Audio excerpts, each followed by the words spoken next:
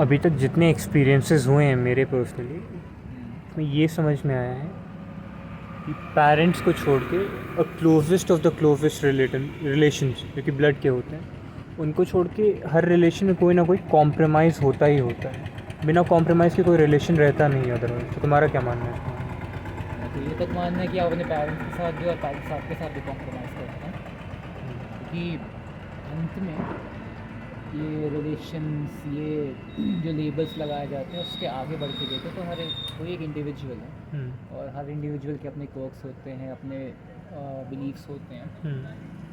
और उनका जब क्लैश होता है तो हम्म। कहीं ना कहीं या तो किसी को कॉम्प्रोमाइज़ करना पड़ता है हम्म। या किसी को छोड़ना पड़ता है। हम्म। ब्लड रिलेशंस में छोड़ने वाला सीन बहुत रेयरली होता है, अनलेस देयर समथिंग वेरी जारगैंटिक जिसको आप छोड़ ही नहीं सकते, जिसको आप कॉम्प्रोमाइज़ कर ही नहीं सकते। हम्म। तो उन केसेस के अलावा हम कॉम्प्रोमाइज़ करते रहते हैं, जैसे हम्म। तुम्हारा मेरा ही है। हम्म। तुम रिलीजन वाले हो, मैं रिलीजन वाला बिल्कुल नहीं, लेकिन हमारे बीच में कॉम्प्रोमाइज़ है कि मैं तुम्हारी बात सुनता हूँ और तुम मेरी बात सुनते हो, हम दोनों एक दूसरे को पर्सपेक्टिव्स देते रहते हैं, तो that is also a compromise. तो वो चीज़ हो के रहेगी, हर किसी को कहीं ना कहीं कॉम्प्रोमाइज़ करना सीखना ही पड़ता है। हाँ। You have to be conscious about this कि आप कॉम्प्रोमाइज़ कर रहे हैं, कहाँ कर रहे हैं, किसके लिए कर रहे हैं, कितना कर रहे हैं और कितना कर सकते हैं, वो बात मायने रखती है। अनकंडीशनल जैसा फिर कुछ नहीं होता तुम्हारे हिसाब से? वी आर ऑल सेल्फिश, हम हमेशा कुछ ना कुछ सोच के रहते हैं। हो सकता है कि उस वक्त दिमाग में ना आए कि कोई मटेरियल गेन को लेके, मटेरियल गेन में आपके रिलेशन के बदले रिलेशन मिलने वाला भी आता है, या प्यार के बदले प्यार मिलना भी आता है, पर एक वेग सेंसेशन जो आपको खुश करती है, जो आपको फील कराती है कि आपने कुछ अकम्प्लिश किया है, वो भी आपकी उसी सेल्फिशनेस से ही निकलता है। तो वो मेरे ख्याल से वो चीज़ वो सेंस में गलत नहीं है। अगर आप किसी को बुरा नहीं देख रहे हो, बुरा नहीं कर रहे हो, उसके साथ बुरा चाह नहीं रहे हो उसके लिए, और आपको भी खुशी मिल रही है कुछ ही चीज़ को करके, और आप उसको फ्लॉन्ट नहीं करने वाले या फिर आप उसको लेवरेज के रूप में इस्तेमाल नहीं करने वाले, तब तक आई थिंक कुछ भी आप कर रहे हो वो ठीक है। प्रॉब्लम यही होती है कि आप या तो उसको फ्लॉन्ट करने लगते हो, सोशल मीडिया ने उसको बहुत हेल्प किया है, या फिर आप उसको लेवरेज के लिए इस्तेमाल करते हो किसी और के ऊपर अपना होल्ड बनाने के लिए। तो वो प्रॉब्लम्स हो जाती हैं, तो वहीं से शुरू होता है कि सेल्फिशनेस ख़राब है, क्योंकि वो सेल्फिशनेस आपको उस तरफ पुश करता है, और वो एक कॉन्शियसनेस फिर से चाहिए होती है उस चीज़ को समझने के लिए कि आप कहाँ पे किस चीज़ के लिए सेल्फिश हो रहे हो, और आपके सेल्फिशनेस से फ़ायदे या नुकसान क्या होंगे। This also requires a lot of understanding and introspection, जो कि मुश्किल काम है, बहुत मुश्किल काम है।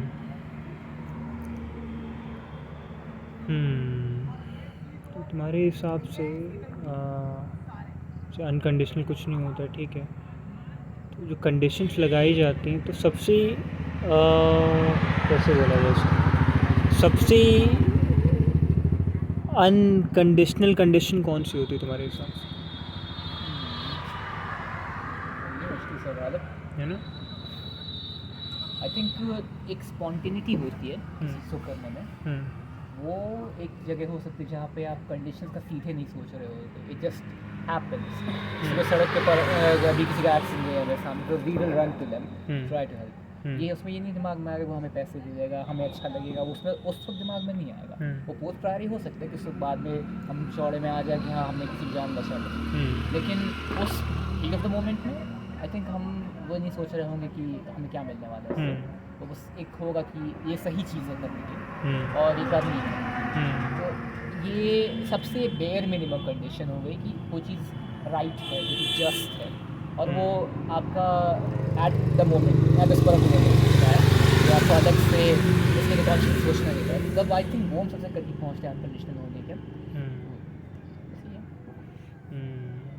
अच्छा, एक आखिरी मैसेज अगर तुम देना चाहो किसी को, जितने भी लोग देख रहे होंगे, जो तुम क्या बोलना चाहो, कोई एक चीज़ हो जो तुम शेयर करना चाहो या बताना चाहो? वही जो मैं हमेशा कहता हूँ, दुनिया बहुत पागल है, इतनी अजीब अजीब चीज़ें हैं जिसका कोई सेंस नहीं बनता। मच्छरों के होने का कोई सेंस नहीं बनता, साले काट रहे हैं बहुत ज़्यादा, बट वो हैं, दे एग्जिस्ट, एंड हमारे सेंस के बाहर जाके अगर देखें तो they have a purpose in the ecosystem.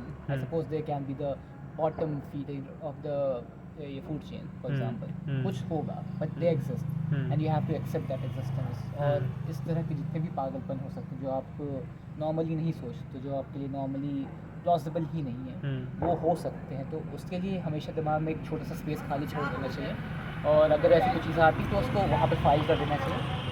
उसके बाद उसे समझने की कोशिश करनी चाहिए कि वो चीज़ हो सकती है या नहीं हो सकती है, तब वो डिसाइड होता है किसी चीज़ का एग्जिस्टेंस की रीज़न और उसकी वैलिडिटी क्या हो सकती है। डर भी तो होता है, लेकिन कई बार जैसे एग्जाइटी हो जाती है बहुत ज़्यादा, कोई ऐसी चीज़ दिख जाए जो समझ नहीं आ रही, उसकी जैसे एग्जाइटी हो गई और वो चीज़ तुम्हारा पीछा नहीं छोड़ सकती, तो उससे भागना नहीं पड़ेगा, तो दूर नहीं जाना पड़ेगा। वो उस सोच के बाद ही आएगा ना, जब आप उस बारे में देखोगे समझोगे तब आपको पता चलेगा शायद ये मेरी समझ में नहीं आने वाला। Mathematics for example has been a thing that still makes me phobic थोड़ा सा, कुछ जगहों में परेशान हो जाता कि क्यों कैसे क्या, और तो वहाँ पे मैं कुछ नहीं कर सकता उसका, इसलिए ठीक है मैं इस बारे में बात नहीं करूँगा। Although it's a weak example, क्योंकि मैं ऐसा भी करता रहता हूँ कहीं ना कहीं से, बट बहुत लोगों के लिए चीज़ एक फोबिक प्रॉपर फोबिया होगा जिसकी वजह से उनके हाथ पैर ठंडे हो जाते हैं, उनका दिमाग बंद हो जाता है, उनकी कान में सीटियाँ बजने लगती हैं, तो उस चीज़ को उनको करना ही नहीं है, छोड़ दो। It's not of any use for you, it's not of any meaning for you, तो छोड़ दो उसको। लेकिन उसके पहले कम से कम ये है मैथ एग्जिस्ट करता है और मैथ की कोई यूटिलिटी है तो इसलिए एग्जिस्ट करता है, तो it might not be useful for you, पर वो एग्जिस्ट करता है तो उसके जो कर रहा है उसके साथ कुछ जीवन बिता रहा है, उसको करने दो, डोंट रिडिक्यूल देम। मेरा मैसेज का मतलब यही है कि आपको कुछ एग्जिस्ट करता है तो वो आपके काम का हो ना हो, वो एग्जिस्ट करता है तो होने दो, unless it's detrimental for someone, उस केस में आप कुछ करो तो वो अलग बात हो जाती है। पर मोस्टली जो न्यूट्रल चीज़ें हैं जो आपके लिए न्यूट्रल हैं उनको तो छोड़िए, आपके बेनिफिशियल तो बात कि आप देख सकते हो और न्यूट्रल वाले न्यूट्रल है, that cannot be something that you pass judgment upon without understanding. बस यही। हीरो पोज दे तो कैमरा को देखो।